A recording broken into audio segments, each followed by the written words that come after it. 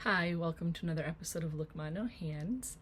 I took last week off, just kind of trying to get myself back together after the previous week, which was quite busy between the conference that I presented at and then the wonderful extended weekend in Las Vegas to celebrate my brother's wedding and just take a little time to have some family time. So I'm back. I have plenty of pictures from the Vegas trip and the beautiful wedding.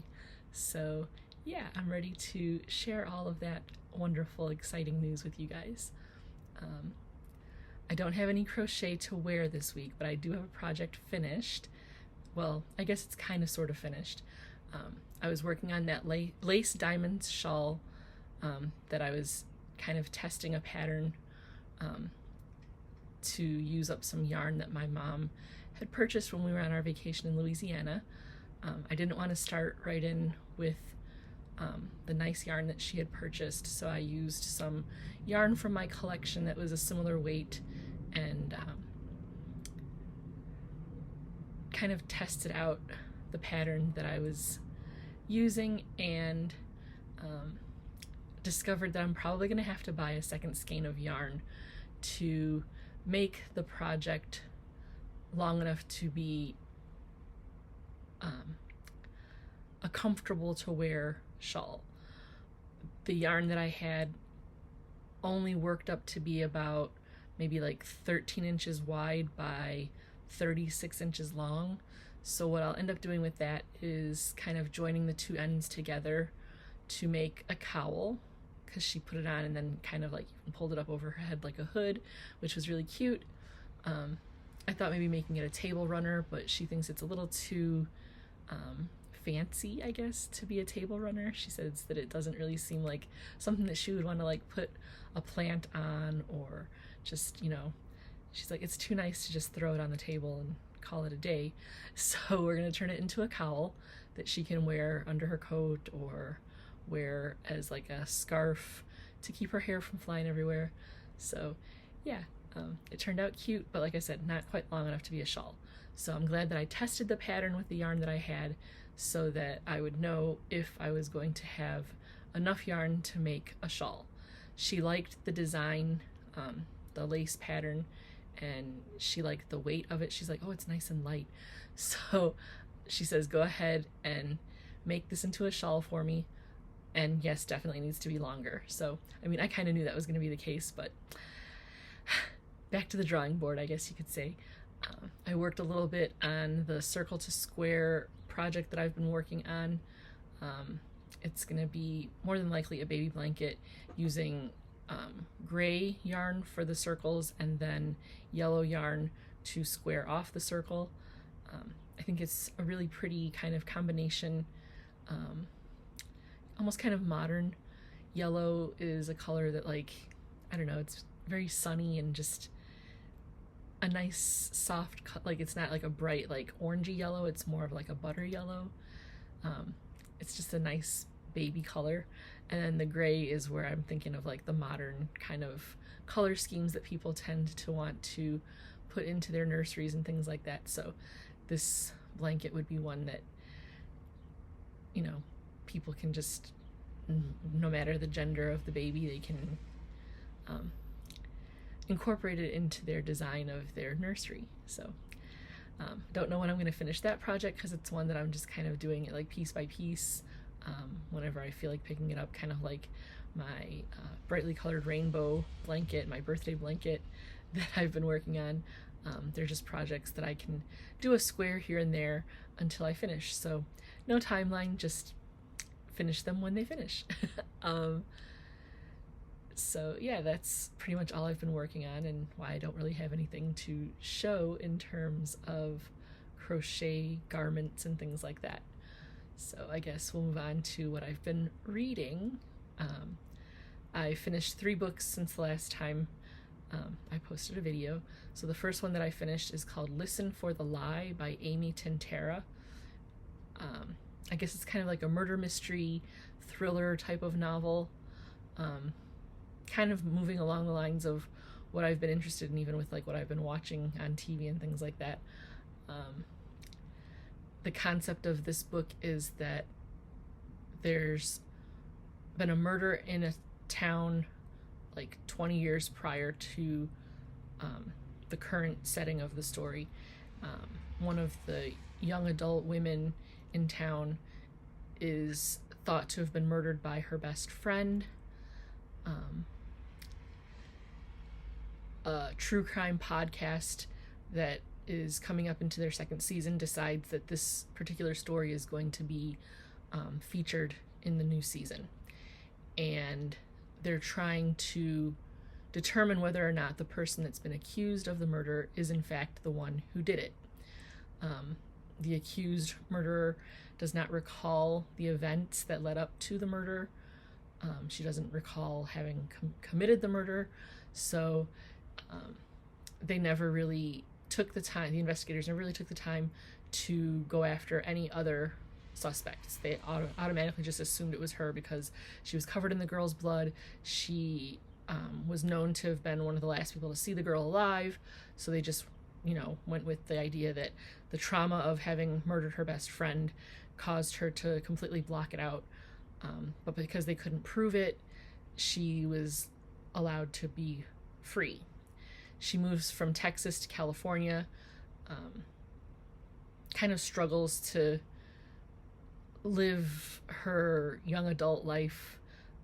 She's had multiple failed relationships. She has difficulty holding down a job. Her grandmother convinces her to come home for an event. She's not returned home since leaving after the murder, and she really has no desire to go home. But her grandmother convinces her. She returns home. Her parents are kind of weird about her being there, having not been there for 20 plus years. Maybe not quite that long, maybe 15 years. And she's just kind of struggling with being back home. Not so much struggling with being back at the scene of the crime kind of thing, but just feeling very downtrodden with everybody kind of looking sideways at her, and then knowing that this podcast guy is there kind of drudging up the bad memories, the old memories of the murder and things like that. The podcast part, I read this book as an audiobook, so the podcast part of it was very interesting. I kind of really enjoyed how the story was crafted from the things that were kind of happening in what you would call, I guess, real time, and then episodes of the podcast as they were being broadcast. I just really liked how they kind of delineated the two sections of the story as an audio. I'm not sure how it translates in print form or in ebook form, but as an audio, it was really kind of cool. All the actors that portrayed the voices in the audiobook were really well done.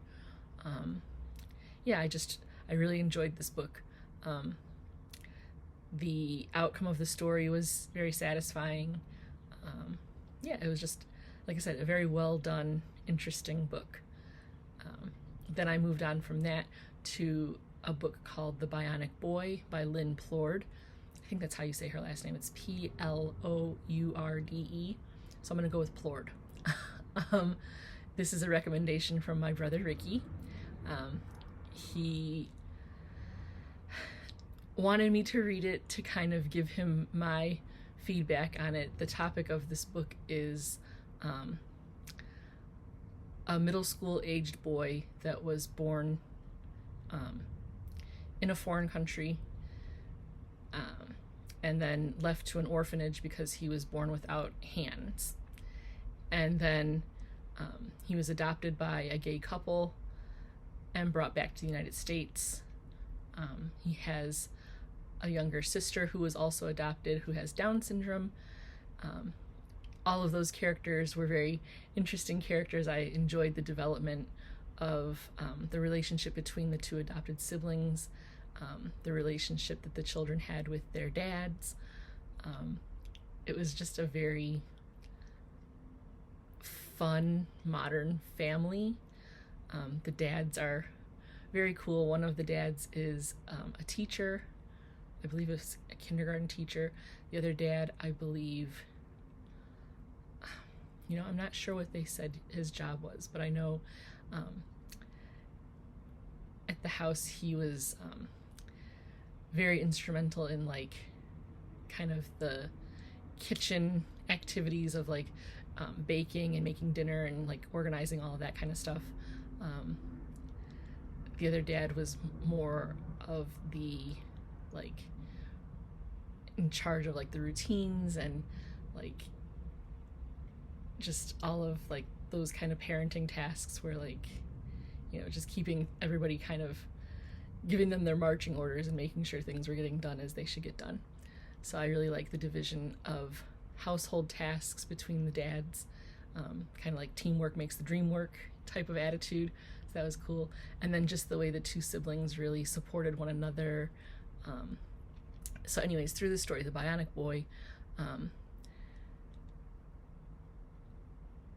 our main character is kind of struggling with the fact that he doesn't have hands.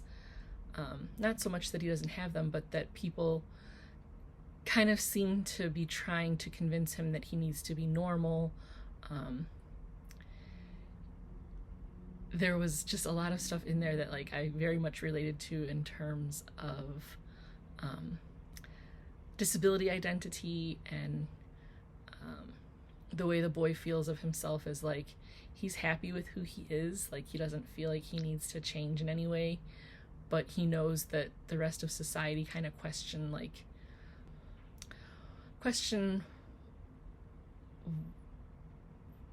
his capabilities and things like that. So he has a lot of insecurities because of how he's perceived by society. His dad's give him an opportunity to meet with an adult person who wears prosthetics after having been injured at war. The person was injured by an IED, and when the boy first meets him, it's kind of like his first opportunity to have met someone else that has a limb difference. Now, even though their stories do not align in terms of like the main character is born without his hands and the adult character was a traumatic amputee, there's lots of differences in those experiences, but then there are a lot of parallels in terms of like body image and the ways that they can encourage one another through like rehab and things like that. Like there's some things in the story that like, yeah, it's great to have community, but we have to make sure that like when we're pairing people that need counseling or whatever, that the stories are kind of similar. So that was something that I kind of felt like could have used a little bit of tweaking. But the boy was inspired by the veteran in terms of the idea that maybe prosthetics are something that he'd like to look into. What I liked about the story is that the adult person was very clear on the fact that prosthetics are a very personal choice. So I liked that they really like hammered that home. The boy kind of understood that like there's a process in getting fitted for prosthetics. I felt that the book was very well researched in terms of that. I really liked all of the supporting characters, like the little boy's best friend. He was really cool. It kind of reminded me of some of my good friends growing up. Yeah, this was just a really well done, cute book. There's a lot of interesting little side stories through the novel. It was just a fun book overall. Again, like the characters are really well developed. The little sister has her own adventures that she goes on and things like that. So it was just a good, like I could very well see this book either becoming like a series on like streaming channels or turned into a movie. Yeah, it was just a fun story. So I recommend The Bionic Boy by Lynn Plourde. This week I think all of the books that I've read are books that I would definitely recommend to someone else. So yeah, And the last book that I read this week is The Very Secret Society of Irregular Witches by Sangu Mandanna. This is the second book in the series. A couple weeks ago I read the first of Sangu's books. This one is kind of like a fantasy / romance. Again, the main character is a witch. The books are standalones, like you wouldn't have to read the first one in order to understand the second one. The only real tie between the two is the fact that the characters are all witches, like the main characters are all witches, and it takes place in England. Other than that, they could be read independently of one another. I liked this book. Again, the diversity of characters in the story are really good. The magical elements are cute. The romance is a little bit light, so it's not like, you know, any kind of 50 Shades of Grey or anything like that. It's just it was a very fun book. I liked it. The storyline of like the girl, the main character, needing to go and help younger witches, like youth witches, to kind of understand their magic and learn how to control their powers and stuff like that. I don't know, it just kind of gave like practical magic kind of vibes and things like that. It was a fun little story, so another one that I would definitely recommend. What I've been watching this week is pretty much all the same. All caught up on General Hospital, Will Trent, RJ Decker. There were some storms on Thursday night that came through and kind of interrupted the Thursday night lineup, so I got to get caught up on that, but I will. I finally got caught up on When Calls the Heart. We're all caught up on Ultimate Baking Championship. And then the other night, Tim and I watched A Million Ways to Die in the West. It's a comedy movie. It's a lot of potty humor, a lot of cursing, but very funny. Like, it's not a movie that you could watch with young children. Like I said, there's a lot of cursing, a lot of sexual references, lots of drug references. So, like I said, not a family-friendly film, but definitely the perfect film to watch with your almost 21-year-old son. He understands why I didn't let him watch it when the movie first came out, because it is pretty raunchy. But as a young adult now, he very much appreciated the humor in this movie. And Seth, what's his name? The guy that does like Family Guy and Ted and all those films, that's who this movie was done by. I can't think of the guy's last name, and I'm like kicking myself right now. But yeah, he is like, okay, yeah, this is definitely one of his films. Like, I can totally get behind this. I'm loving it. It's so inappropriate and yet so hysterical. So that's how we spent the evening the other night, entertaining ourselves. Yeah.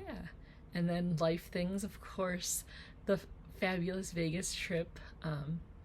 My brother Frank and his now wife Mercedes exchanged their vows, and everyone looked beautiful, and it was a lot of fun. The chapel was lovely.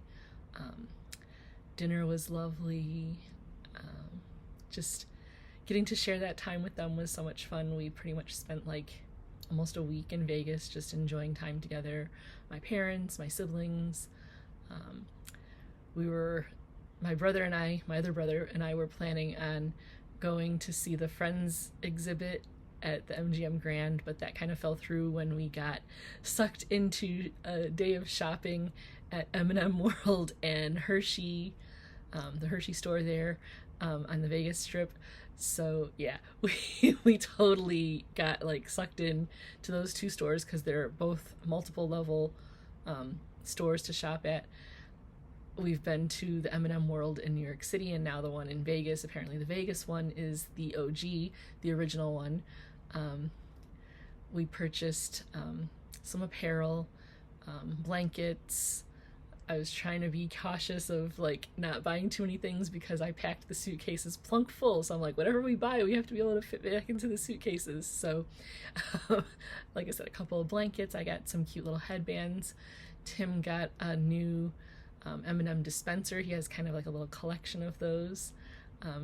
He got a small little keychain M&M dispenser that we're lovingly referring to as his emergency M&M dispenser.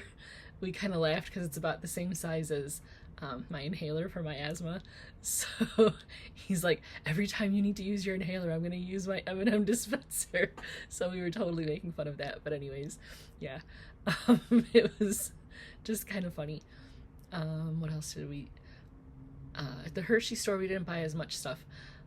I thought about getting a purse that was shaped kind of like a telephone and in the colors of like orange and yellow, like Reese's Pieces. But after thinking about it for a little while longer, I was like, is that really practical? Like, it's kind of silly. It's a cute little novelty, but maybe I'll pass. So I didn't buy that. But we did buy a couple of scented wax melts. The ones that I bought were Jolly Rancher grape, and Tim, of course, bought Hershey's chocolate because he's my little chocolate boy. He loves his Hershey's, his M&Ms, pretty much anything chocolate, so that's what he got. And then can't leave out of there without a little bit of candy, so we got some Hershey's nuggets. I think we didn't get the Kisses, but like the little ones that kind of look like treasure chests, just the plain Hershey's chocolate, nothing fancy. And then we got home from Vegas to find that our hot water heater finally crapped out. So for a while we were kind of going with some days we had hot water, some days we didn't, and we got home and we did not have hot water. So that had to be replaced. It's been taken care of, so now we're back in hot water, literally. And we're just happy that things worked out decent. We didn't have to go too many more days of wondering whether or not we would have hot water. Now we have it and everything's good to go. We'll probably be good for the next 20 years at least. So that's a satisfying thought there. Again, there's always going to be something when you're a homeowner that things just don't last forever. Still thinking about what I'm going to do about the leaky roof. It doesn't leak all the time, so I just pray every time it rains that this isn't the time that we're going to have leaking happening. But that'll get taken care of too. Yeah, so that's the crazy things of that. And then just this week I decided to download the Better Me app, which is a fitness app that has like video workouts that you can kind of have customized according to your age and fitness level. Most of the workouts that I've done this week are like strength and conditioning type of workouts that are being referred to as like functional strength. My focus is basically on like core strength, so like my back, my abs, my hips, legs, basically the anatomy that I have to work with. So yeah, some of the exercises that they post are things that I can't do because it requires positioning on all fours. So I make do with what I can do, either modifying it by using furniture around the house or other kinds of fitness equipment like the Bosu ball. I've been using that one. We have to do like plank positions. I lean my shoulder or my chest on the Bosu ball and assume the best I can of a plank position. But so far I'm enjoying it. I really like the exercises that require balance and stretching and things like that, because those are things that I feel are really important for me just to maintain as much function as I can. So yeah. I was talking with my mom about it, saying that it would be interesting to see like what kinds of exercises are listed for someone that's a different age than I am or a different fitness level. So I'm going to go ahead and include the link if you guys want to check it out to see I know I have subscribers that are kind of across a decent spectrum of ages and fitness levels, so I want to include that information to see if other people have a different experience than what I have with the app. So far, I'm enjoying it. Like I said, there have been maybe 1 or 2 workouts over the course of the week that I had to kind of, I would say, probably heavily modify, but 2 out of 7, I mean, that's not that, I mean, I'm sure if I got a physical trainer, like live and in person, I would have to be like, no, I can't do that exercise, or, you know, whatever. Like, we'd have to figure out ways around certain pieces of equipment and things like that. So far, I'm satisfied with it, and like I said, I'd be interested to see other people's experiences with the app, like people that I can actually like have a conversation with, whether it be through the comment section or whatever.